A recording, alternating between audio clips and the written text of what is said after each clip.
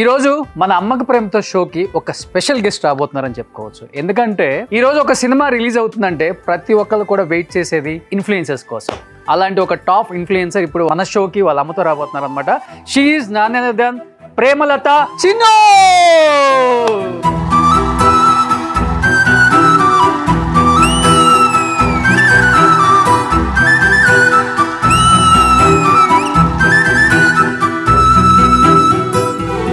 ఇద్దరు సిస్టర్స్ వచ్చారా, అమ్మ వచ్చిందో నాకు అర్థం కాలేదు ఫస్ట్ అసలుకి.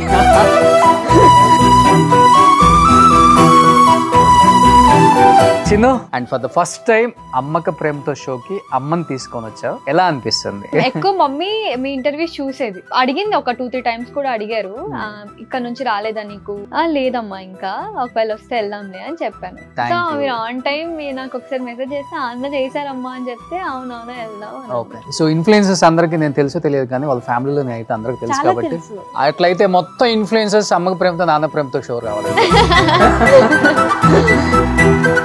మాకు చిన్న గురించి అందరికి చాలా తెలుసు, బట్ ఏం చెప్తారా అంటే నాకు అమ్మ లేదు, అమ్మ చనిపోయింది. తిని ఇప్పుడు నాకు ఒక అమ్మలా చూసుకుంటుంది.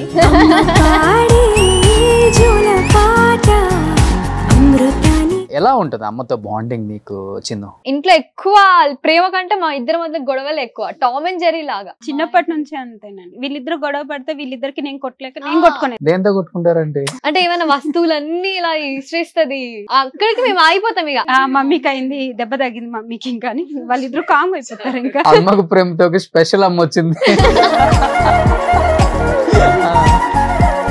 అంత బలమైన కాన్ఫిడెంట్ ఏంట్రా నీకు? నేను గట్టిగా కొట్టగలను, ఇన్ఫ్లుయెన్సర్ అవ్వగలను అంటే వేరే ఇన్ఫ్లుయెన్సర్స్ చూసి నీకు ఇన్స్పైర్ అయ్యావా?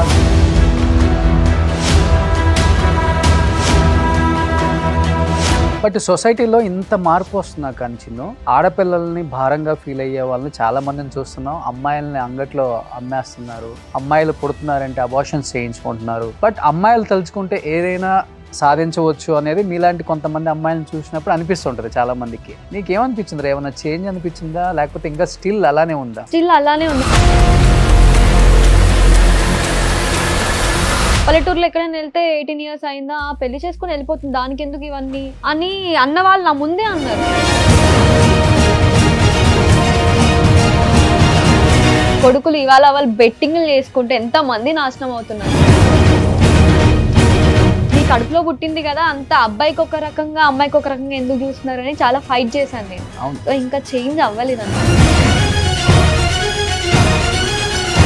చిన్న వీడియోస్ అండ్ రీల్స్ చాలా మంది ఫాలో అయ్యి ఉంటారు, అండ్ టైం దొరకు ఫాలో అవ్వని వాళ్ళు ఈఎంఐ అని అనుకునే వాళ్ళకి కొన్ని రీల్స్ ఇక్కడ ప్లే చేస్తాం అనమాట. సుబ్బు,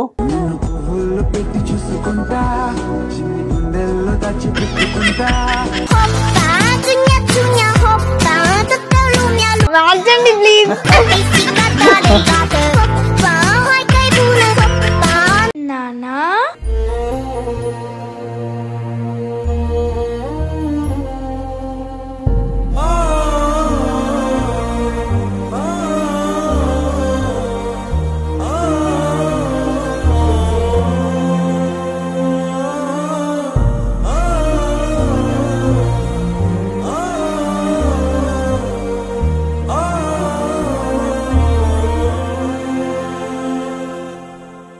ఎలా ఉంటుంది రా అంత బాండింగ్?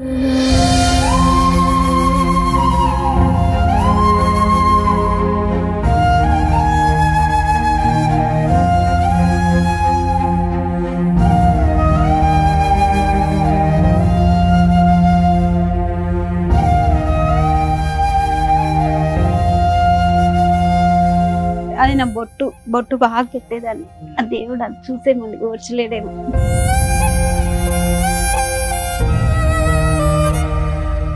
నీ మైండ్లో ఏం రన్ అయిందన్న? ఫస్ట్ నాన్న లేరు, నేనే ఈ పొజిషన్ తీసుకోవాలి, ఇప్పుడు భయం అనిపించిందా, బాధ్యత అనిపించిందా, ఎలా అయినా కానీ నేను చేయగలను, ముందుకు నడిపించగలను అనిపించిందా? తలుకోరి కూడా నేను పెడతానన్నా ఎవరు నన్ను పెట్టినివ్వలేదు. అక్కడ అమ్మాయిగా పెట్టద్దు అది ఇది అన్నారు. ఇప్పుడు పెట్టినందుకు మాట్లాడుతున్నారు.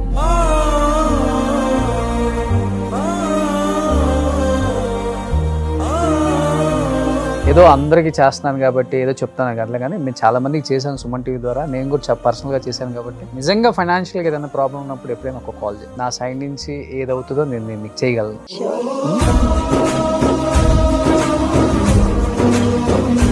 నీకు ఇద్దరు అమ్మాయిలాంటి, నన్ను కొడుకులాగా ఫీల్ అవ్వు.